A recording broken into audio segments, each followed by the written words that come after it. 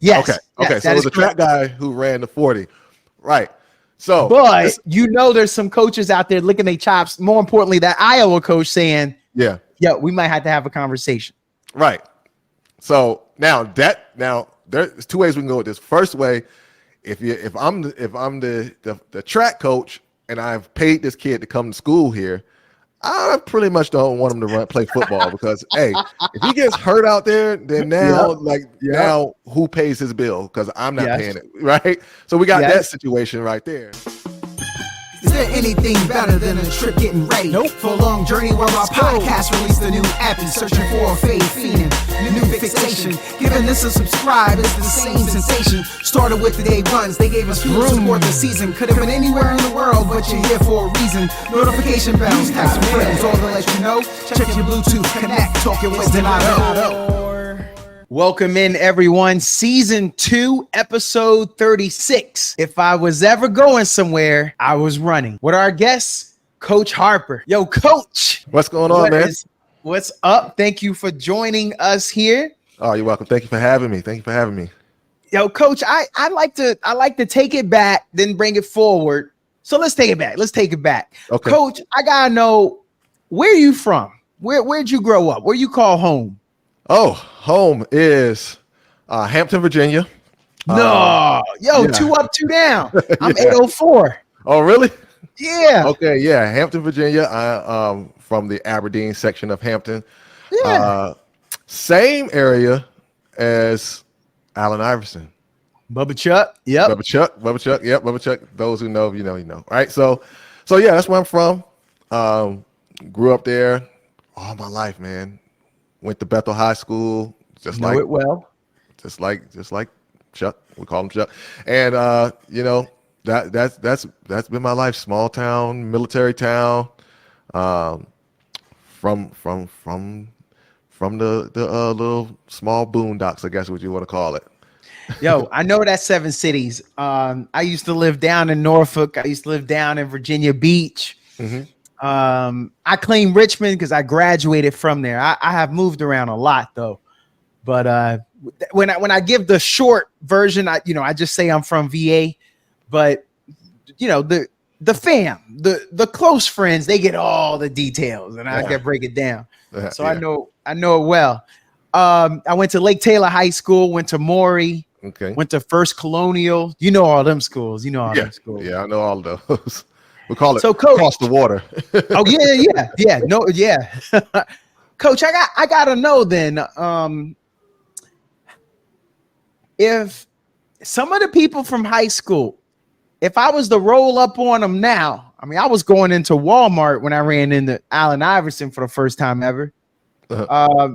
If I rolled up on somebody, what would they say you were like in high school? How would they reminisce? Oh. Well, first of all, I had a really a really funny nickname, and so everybody knows me by this nickname, and not so much as by Derek. Yeah. In fact, some people don't even really know remember my actual real name, but they called me Pigs. So that was my nickname, my claim name, Pigs. Yeah. So so I stood out. They would say, "Oh, Pigs. Oh, he played football. Great athlete." Two-sport athlete, football, ran track, and was very good. Like all state in track. I call myself the unsung hero in football, but had a lot of speed. Made a difference on the team. Scored a couple touchdowns my senior year. Came out in my junior year and actually started after taking my sophomore year off. But yeah, they would say great athlete. Cool guy, I guess. Yeah. And just all around athlete, and just a good guy. I think that's what they would say. Coach, who makes the best runners? Football players who run track, or track players, track runners, track team people who are on the football team? That's a good question. I never really thought about that. Football players just have this way of running, And being a track coach, I can always pinpoint a kid where they came from when they come to me. I can tell if you've been a cheerleader. I can tell if you have been a dancer. I can tell if you're a football player just simply by the way that they run. Wow. And so typically the faster guys that we get on a track team would be some of the guys that we get from football. A lot of them run tight, but some of the guys that we get from football, they'll become some of the faster guys. And then of course we have natural track guys. And typically what I've noticed in my experience, the football players are usually the short sprinter guys, the guys that really run track, that are solely track guys. Yeah. They're typically the mid distance to longer distance guys. So in terms of who would be better, I guess, I mean, it's just the way you look at it. I mean, because those football guys typically don't end up being, anything past 400 meters. And so we really need all of them, in actuality. Okay. On that same vein then, Coach, I got to know, Iowa just had a guy line up for the halftime show, and he ran a 4.1540. Oh, was it 1.5? I thought it was 1.2. I just saw that on Instagram today. Coach, what are we doing there? What are we doing there? Should that football coach try to get this guy? Is he about to go to the league off of that alone? What's your thoughts on those track guys and then people trying to bring them to football? So first of all, let's clarify this. So I was under the impression that he was a track guy and he ran the 40. He did. Yes. Okay. Yes, so it was a track guy who ran the 40. Right.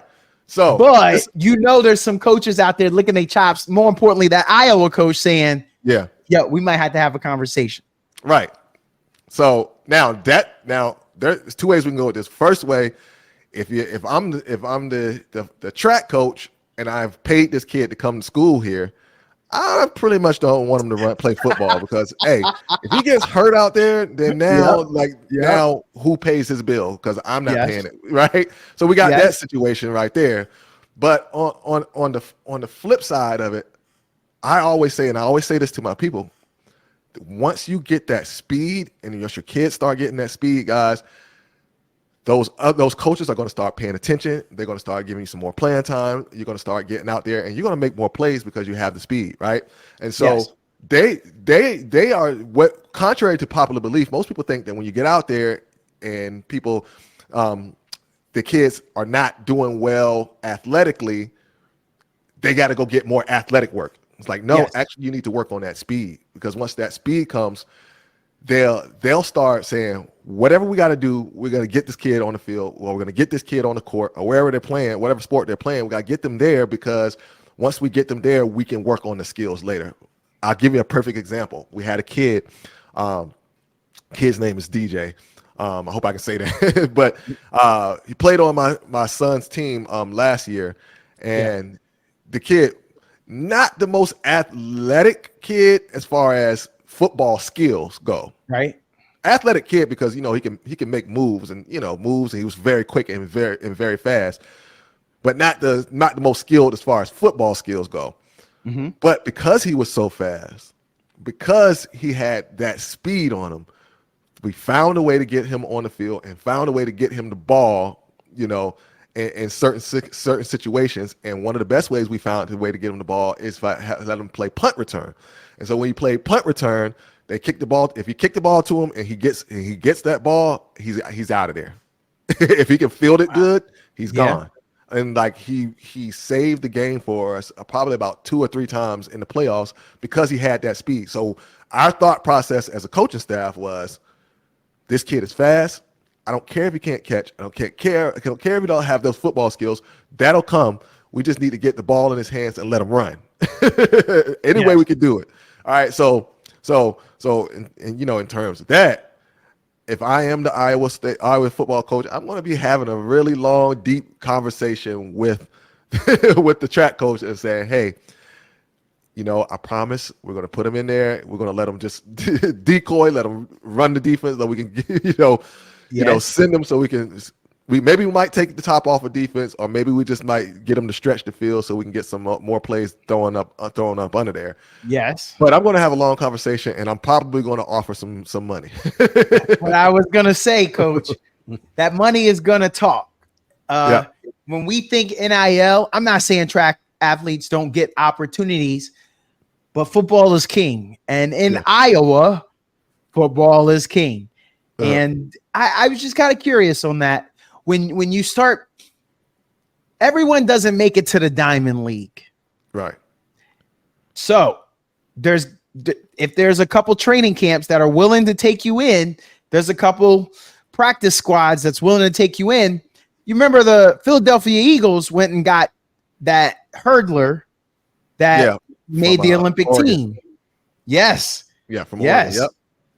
And he's still in the league, last I heard. Last I checked.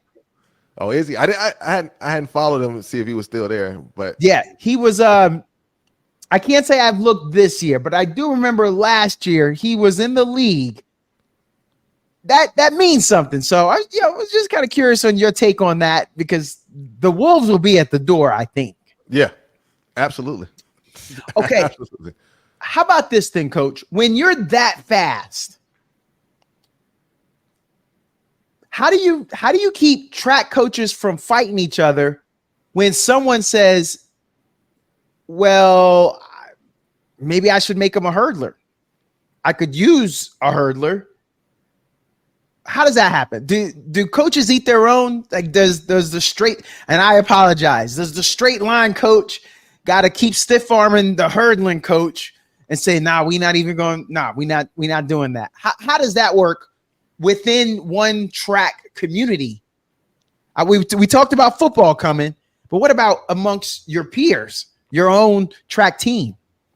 So I don't think we really go head to head when it comes, or bump heads when it comes to like figuring out whether a kid is going to do hurdles or straight line speed. So in the case of this kid that ran in Iowa, I'm pretty sure this kid is strictly a 100-meter dash guy, and I'm pretty sure he's a sub 10 100-meter dash, or very low 10.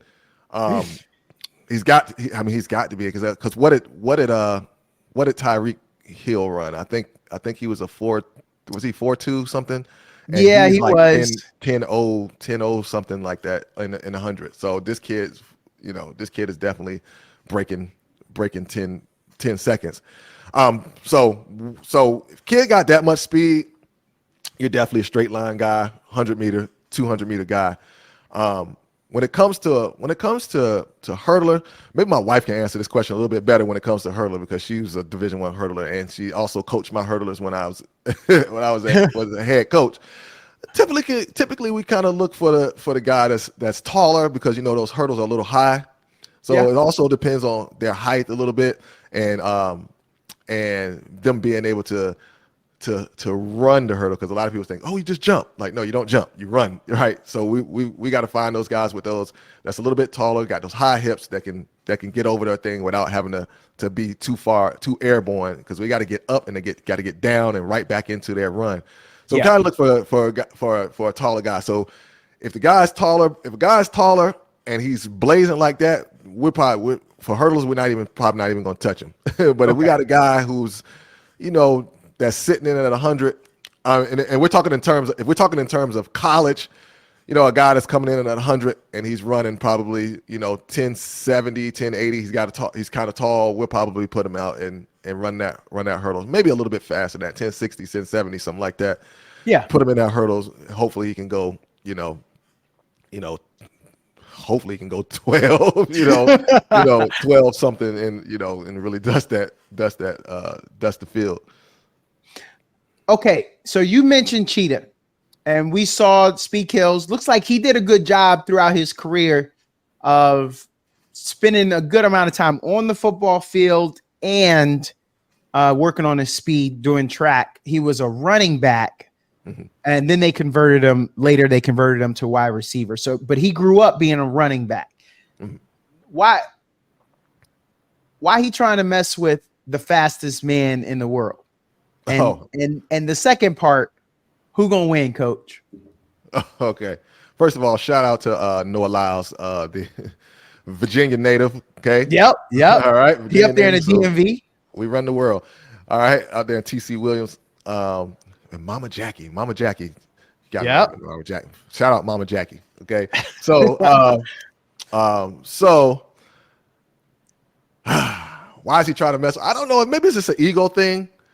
Maybe just an ego thing. It could also be, charity thing. Could also be money thing. I don't know why you would, why would I go after the guy? He just won the Olympics. Okay. Yes. We know he's probably faster than 4.2 because of his pure sprint speed. Now, okay, I'll save my Noah Lyles things for after the question. But Okay. but I don't know why he would go after him. I don't know why he would go after him.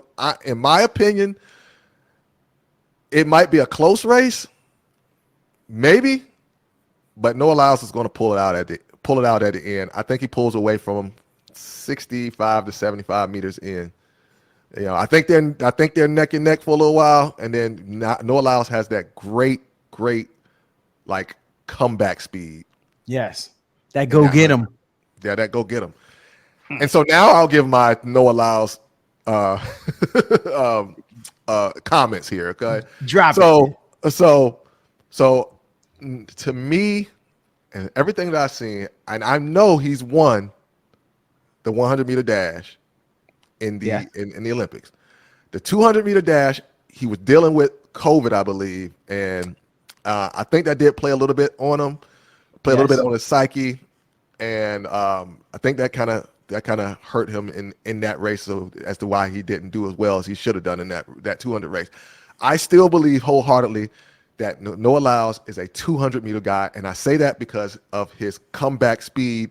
He does have 100-meter speed, but he really turns it on. Once he gets off that curve, he really turns it on, and that secondary comeback speed, that late speed that he brings in the end of the backstretch of that 200 is really, really unmatched when he's 100%. Yes. I don't believe he's a 100-meter guy. Even though he won the 100, it was controversial, whatever. Yep. I don't really think that he's a 100 guy. I'm like, Noah, you are a 200-meter guy. What are you trying to prove in the 100? But I guess he has to silence the haters now since he went out and won. Yes. And I don't remember the time, but I don't think it was that impressive. No, it wasn't. No. And so again, I believe that Noah Lyles is more of a 200-meter guy. Now, if he were to say, line up with me again in 200 meters against Cheetah, I'll say, Cheetah, you should might as well just don't even go in. Don't even try. Don't even try. Now, that 100-meter, you can stay with him. It'll look nice, and then at the end, he's gonna get you. But that 100-meter, you picked the right race. If I were to say anything, you picked the right race. Well, I thought Noah said that he wanted to do 150, and I think the reason is what you said, Coach. He's just gonna keep pulling, right? And at the 100, it'll be this distance, but at 150, I get to have that much more of a distance, and I think that's what Noah wants. And what if Noah had a bad start? Because what we expect is that Cheetah has a good get off, that he's gonna have a great start. So Noah knows, all right, you might get me on a start because we know Noah. I think this is everybody knows. Your starts aren't always the best, right? So that margin of error, But I'll get you by 150. Yeah, definitely at 150. Like I said, that margin of error when at a start is very, very small, and we saw that with Sha'Carri. That her start has plagued her from it's been since she's been pro. Yes, that start has plagued her, and it really plagued her in that 100-meter dash. And so, with those starts not being as clean as they could be, and with that small margin of error, that short distance, he would probably have to, for him to lose that race, against a football player would probably raise a lot of eyebrows and probably get Cheetah a lot of I would say he would get some looks and some praise, and I don't think it would be totally 100% due to him. I mean, but I'm kind of partial on it because I'm like, hey, you probably beat him, but the time would probably be like 10-1 or something like that. It wouldn't be a really oppressive time. So could you go out for a full season and, run in the Diamond League and win the Diamond League and stay consistent week after week after week? Yeah. Probably not. But Noah Lyles is built for that. So he'll be able to do. Yeah. He'll be able to do it. But yeah, you're right. That 150 will definitely start. You'll start seeing, and then Noah Lyles knows that, hey, at 150, I'm gonna put so much distance on you that everybody's gonna be laughing at you. Coach, what we gonna do about and Noah brought this up. What we gonna do about Diamond League professional running outside of the Olympics and Olympic trials? Coach, can it catch on? Can we get pay-per-view? Can we get events that people are going to watch? Where do you think we're going with this? We know Michael Johnson is trying to get something started. Do you think it's going to work, especially here in America? With the pay-per-view for track events? Yeah, because that Sprint Netflix series did good. So maybe we're interested. Right. I don't know the numbers on this, but typically, well, in my opinion, I wish I had some numbers and some things in front of me to say that, but typically, the track doesn't do well until the Olympics. Right.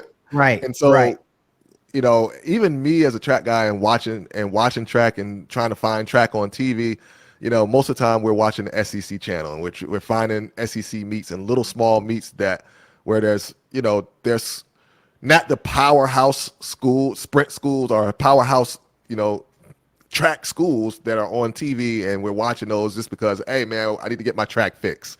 Right. and so I don't think that there's enough demand for the sport for it to be on TV for someone to say, oh, I've got to pay to watch this track meet. Yes. Now the tracky people, the track heads, yes, of course.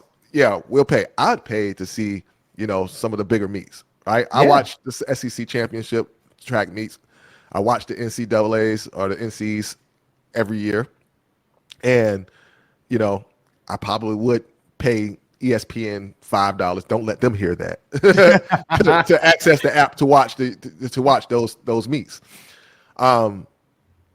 But to get a nationwide pay-per-view for those, I don't know. Now maybe they're seeing something different because they have the numbers and actual things, and they can quantify and qualify and all of the fies for being able to do that. Now that might be a business move that might work. I don't know. But I would be curious to see the numbers on that, and why do you feel like that would be, something that they would pursue? Obviously, the numbers must work in order for them to do it, because these guys, these big networks, they ain't gonna go out and do it unless they feel like they're gonna make some money. Exactly. I think they think it's there. I hope it works. I really do. I'm a track head. I love to watch it. Went to my first NCAA championships the year before last. So I was right there. I saw Julian Alfred, and then she was gone, but it was exciting for me. Coach, we 20 minutes in, we done softened you up a little bit. Here comes the heavy stuff, Coach. We ain't messing around here. We about to get you. Listeners, y'all know how I do. I told them it was all gonna be sweet. But now we get into the hard stuff. Coach, say it with your chest. What's your favorite track event? What is the track event? Say it with your chest. And you only get to say one, Coach. All right. Nope. You only get one, Coach. There's a lot. Depending on your answer, we may give you an honorable mention, but you got to give us this first one. You know what? You want to say it, Coach. Go ahead and offend people, to include your wife. She ain't going to listen to this episode. I'm just checking to see if she's listening, because when I say this answer, she's gonna look up and she's gonna say, "What?" Right? So the question is, the question is, what is my favorite track event? Yep. My favorite track event, although this is it's Uh-oh. one of those love-hate. Uh-huh. One of those love-hate events. Uh-huh. All right. Okay, so I'm gonna preface this with that. It's one of those love-hate events. You love it when you finish, you hate it when you're doing it. Yeah. But you feel so accomplished when you can say, I did this event. It would have to be the 400-meter dash. Now, Oh. it is probably one of the hardest races that you could ever run in track and field. Yeah. But when you're finished with it, we call it the 4x4 is the man's race. We call it 400 is a man's race.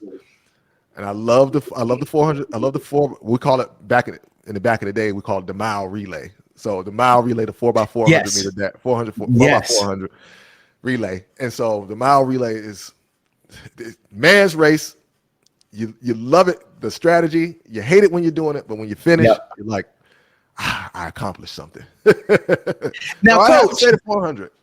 Did you excel at that event, or you just like it? I did pretty good at it. I did pretty good at the 400. Now I wasn't, I'm not LaShawn Merritt or anything like that. Yeah. Another Virginia native, I should say. Man, we're dominating this place here. Okay, Hey, we dropping it. If they don't know, now they know. No, you were naming football players. We didn't even talk about, man. You didn't even mention a couple other guys that came from down there. We didn't talk Aaron Brooks. No, we didn't. Remember that? They came from down there. We didn't even say that. Even Marcus Vick got on. A lot of people just because he didn't blow up in the league. We got talent in VA. So when you said you was all state, it's a hard state. I didn't want to say it, but I'm gonna say it now. That's a hard state to run in, people. So when you all state in Virginia, you done did it. Right.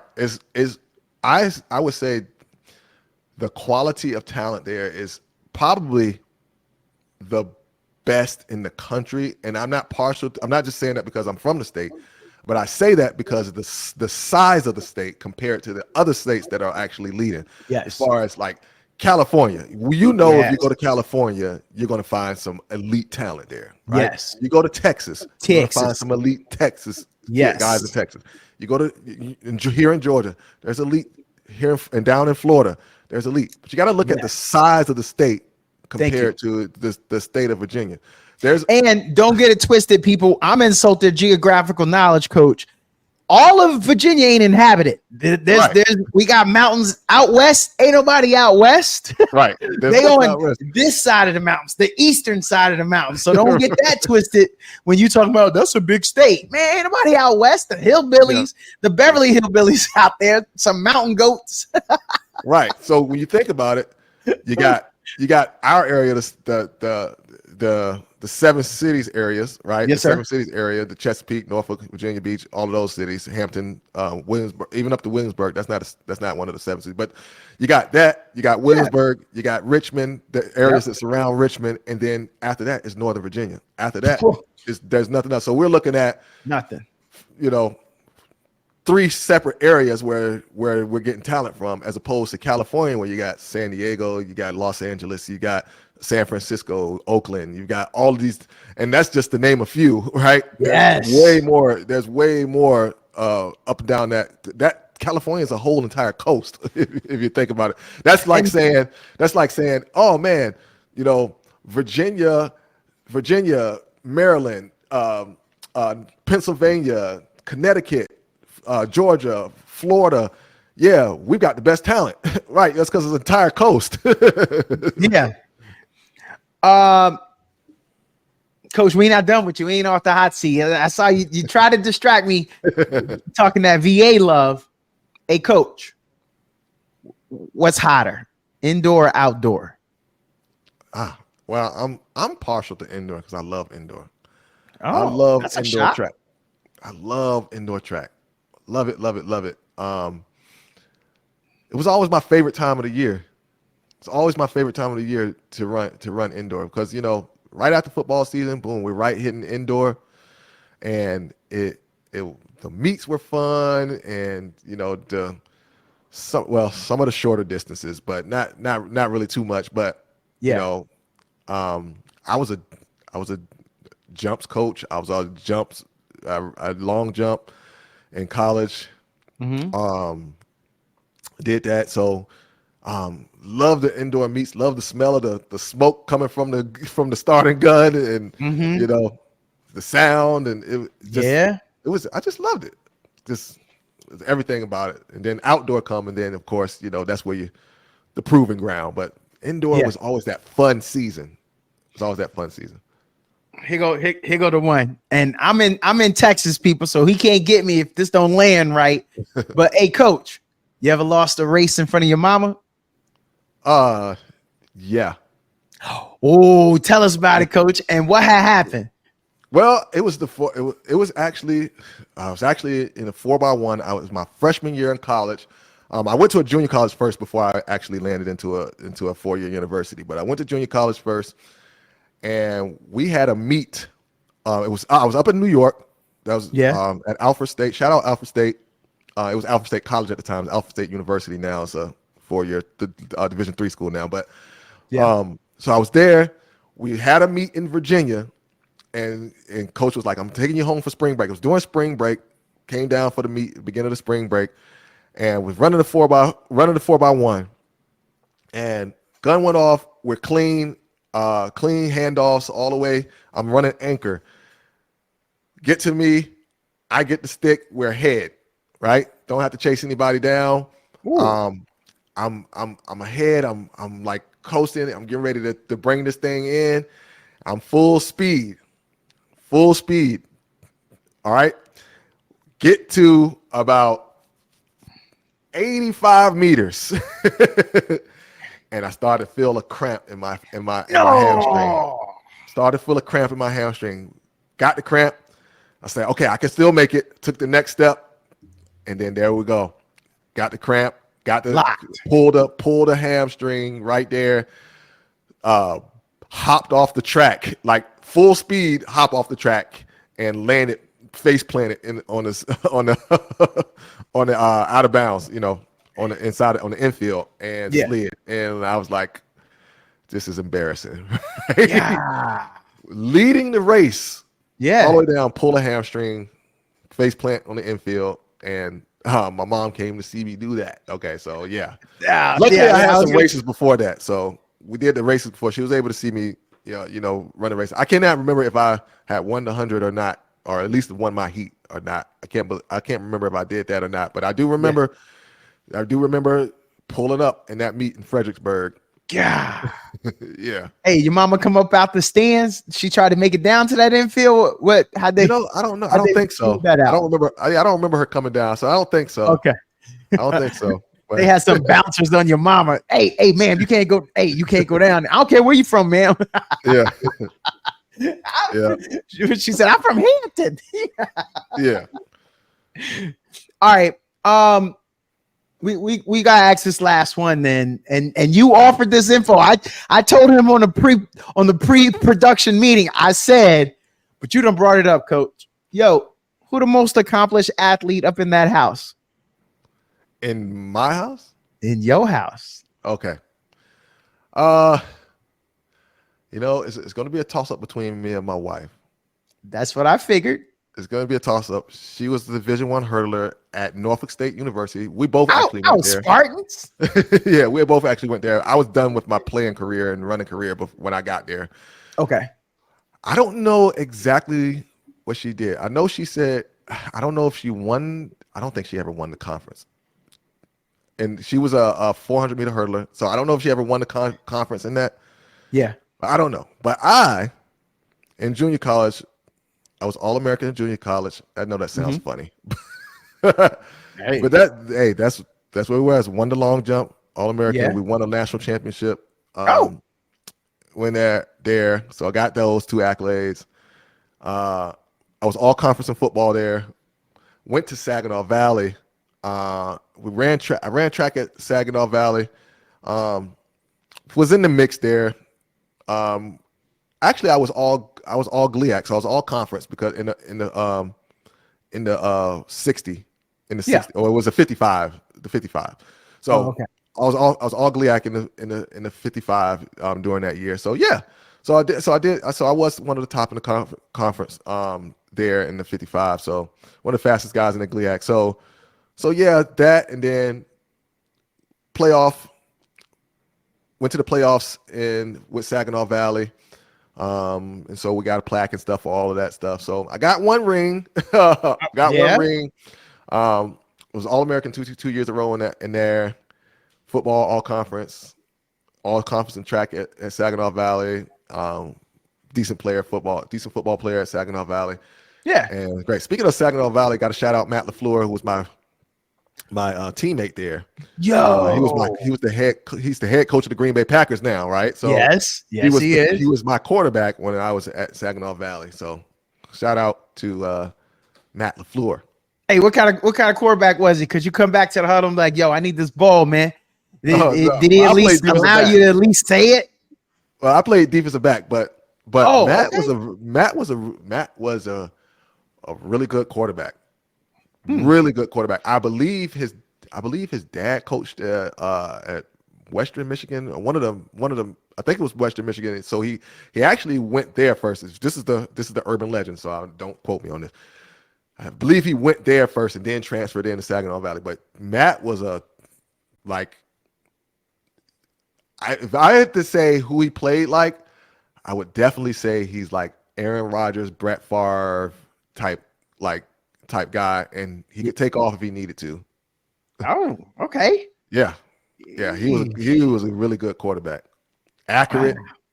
Wow. I mean, accurate, real stand-up guy. Okay. You gave me something for my Google fingers to check out.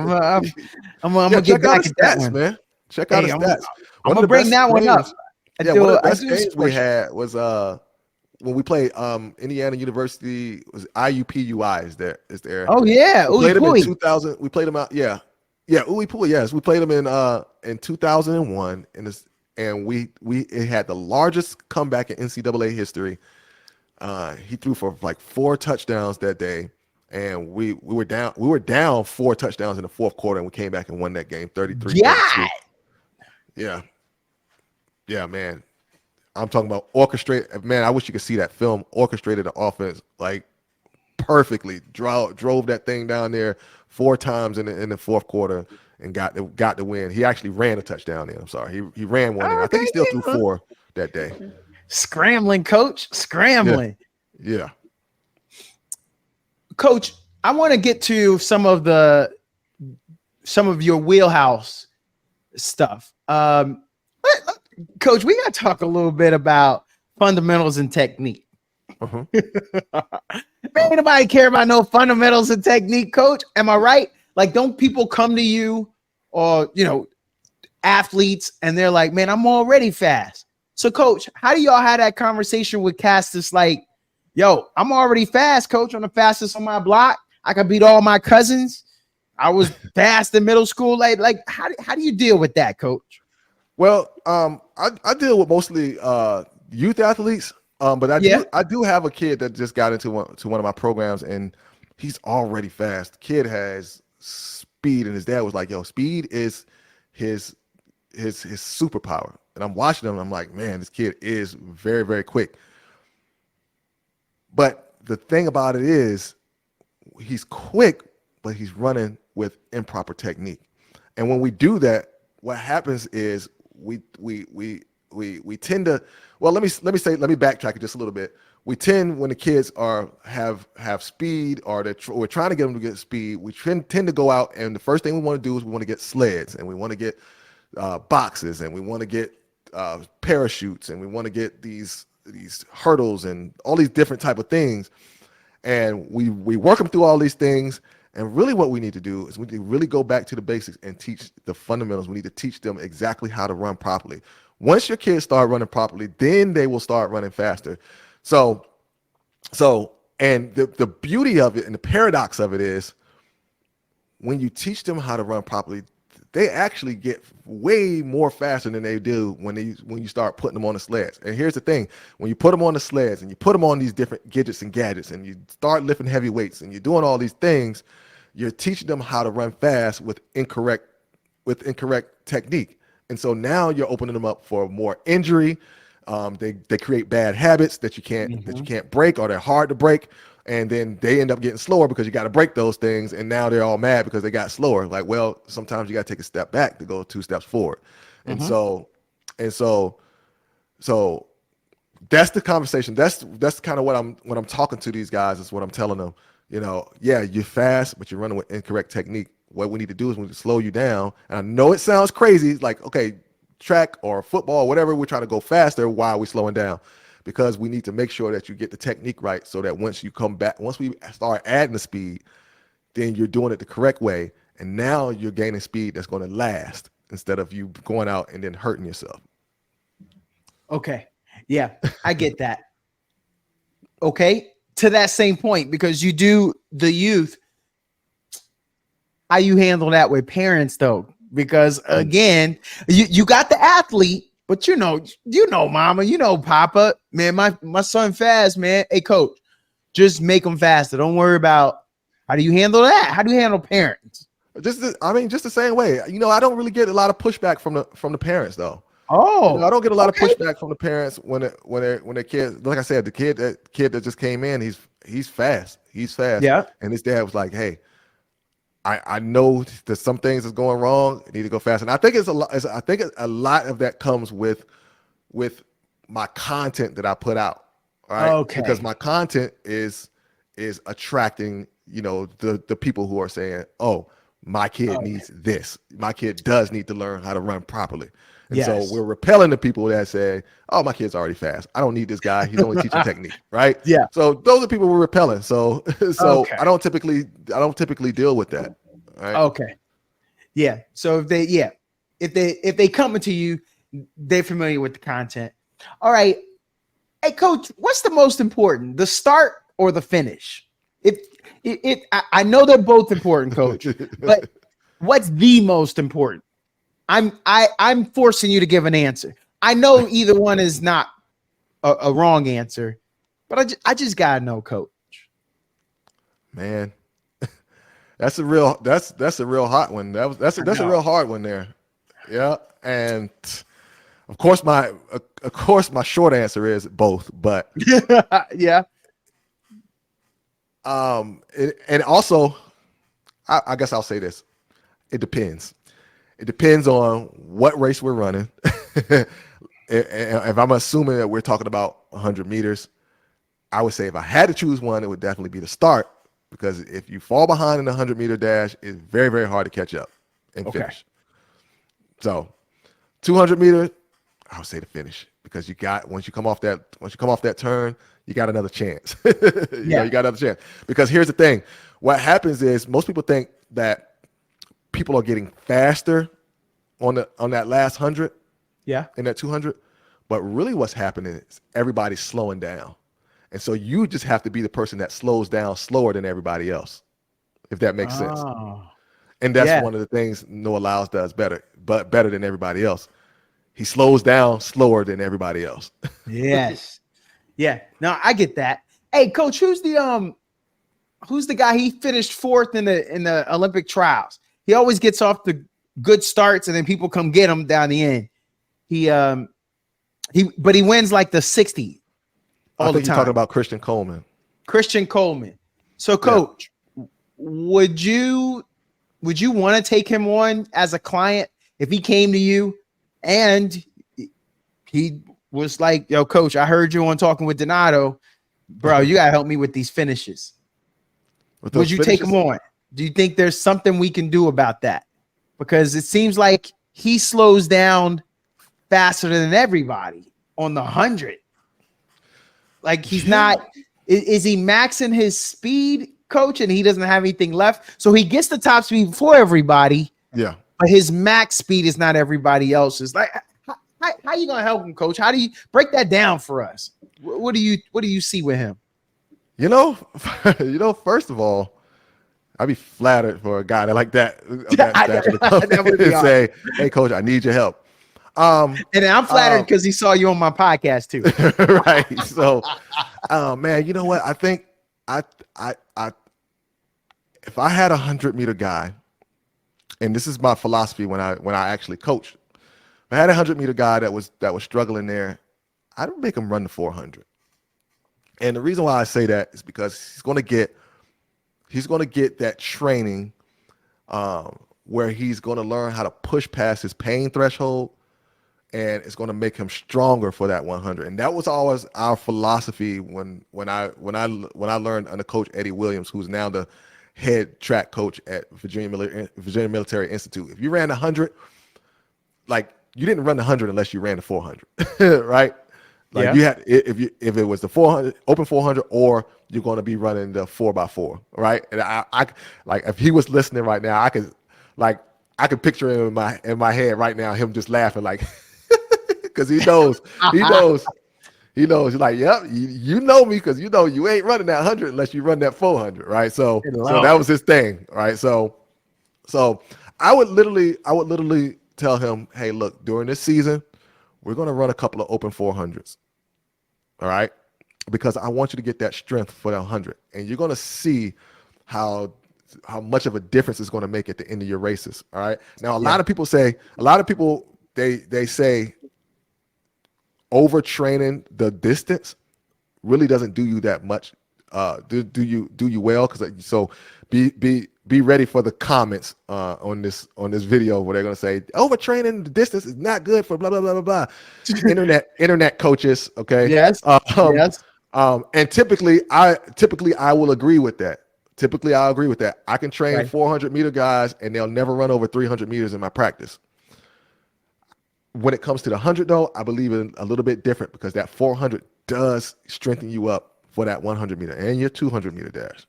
So that's this is the only case where I would do that. So I would literally say, yo, we're going to run a couple of open 400s this year, and we're going to mix in some 200s, and then we're going to work on that 100. So that's going to help with your strength down the stretch. Now, I don't know what his coaches are doing. I don't know if they're thinking like that. Maybe because everybody's so speed focused, maybe they got them pushing sleds and doing all different type of stuff now. But literally my fix would be for you is, let's go out and run a couple 400s. Coach, what about jumpers? How often do jumpers think about their speed? And I ain't trying to be no sprinter. I know I'm howling at you, Coach, but I ain't trying to be no sprinter. Don't try to talk me into nothing. I'm a jumper. Oh. But can you help me get faster for my jumping? I mean, does that happen? Oh, you're going to run the 400. You're going to run the 400. Coach, I just said I'm a jumper. Like, no, you're going to run the 400. That's what we're going to do. No, but we're going to work on that runway speed, though. Okay. And you have to run. You have to run and you have to condition. Here's the reason why you have to do that. Because in a competition, we're talking about high school level here. There's 3 jumps in the trials. There's 3 jumps in the finals, right? Yeah. And so now you have to do essentially 6 50 to 60 yard. Well, I wouldn't say 60, maybe about 40 to maybe 30 to 35 to maybe 40 meter sprints. Yeah. At full speed. Yeah. So you have to be in shape for that. Or otherwise, you're going to get tired in the middle of the competition, and your speed is going to change coming down the runway. Yeah, you're right. You have to be in what we call track shape to be able to do that. And so we're going to work on your speed. We're going to do the same thing. We're going to work with our sprinters. We're going to do, those 40-meter sprints. We're going to do 150s. We're going to do 200s. We're going to do those things because we need you to be ready and your body conditioned to come down. Now, I got in trouble a lot when I first started coaching with Coach Eddie, again, head coach at VMI, head girls coach at VMI, Virginia Military Institute. He used to say, one of the 2 things he used to say about me. One, he would say, I hate the fact that you don't let these kids come down and do a pop-up to see where they want to jump from when they're coming down the runway. The other thing he would say is, you don't take them through workouts, and I need you to start taking them through sprinting workouts. And he used to say that all the time when I was a young coach, and then I didn't realize until we got into a situation to where the kid was jumping well, and we couldn't get him through the finals, and finish off the finals, right in the state championship, winning the state championship, and lost it on the last 2 jumps. But so I picked that up, and we've got to get those kids ready for that long competition and sprinting at a high level for those six reps that they're going to get. All right, Coach, I want to talk about mental preparation. Positive mindset, run angry. I mean, you saw what I called this. I was channeling that Forrest Gump. If you and some of the others didn't catch that intro there, what do you tell people, or what are they using? Every time we run, we're thinking of our goals, positive mindset, or run angry. What do you tell people?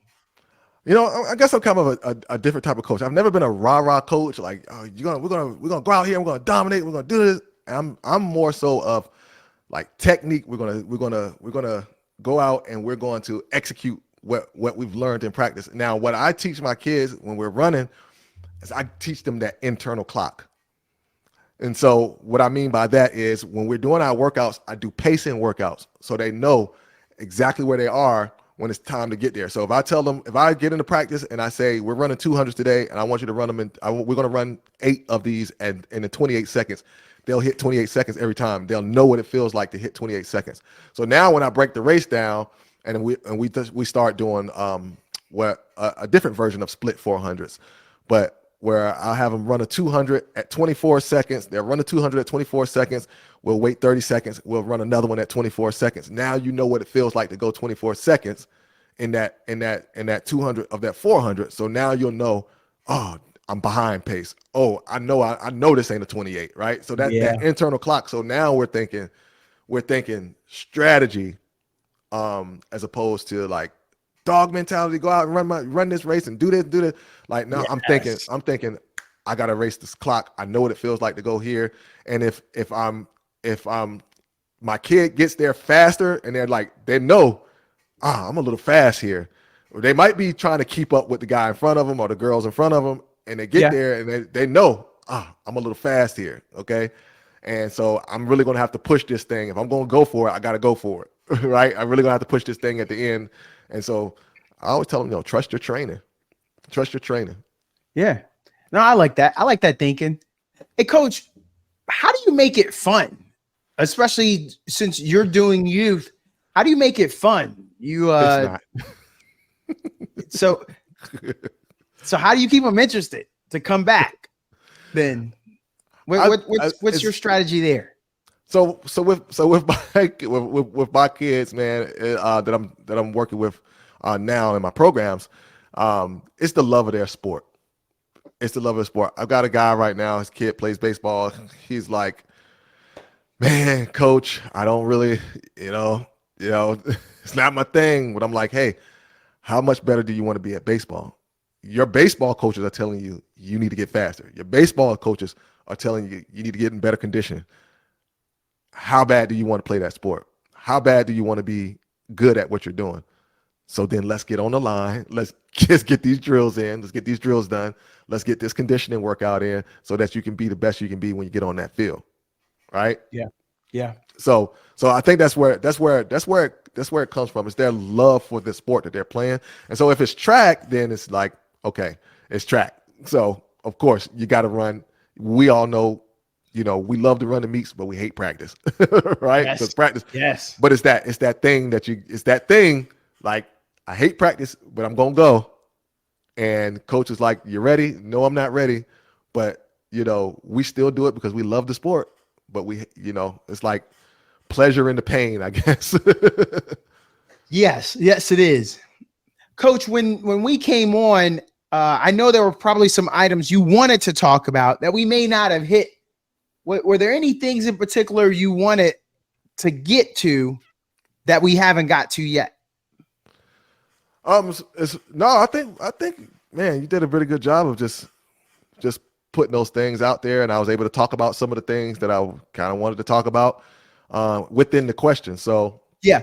So I think pretty much everything is covered. Unless Okay, you want good. to figure out. I got a couple other little things I want to finish with then. Coach, warm up and cool down. Mm-hmm. Man, anybody got time for that, Coach? I mean, I can just get out here and I can get to it. Or do I see this wrong? Well, the warm up is very, very important, obviously, because of the reasons concerning being injured and pulling the hamstrings and all those different type of things. But it's also important to your speed. And here's the thing.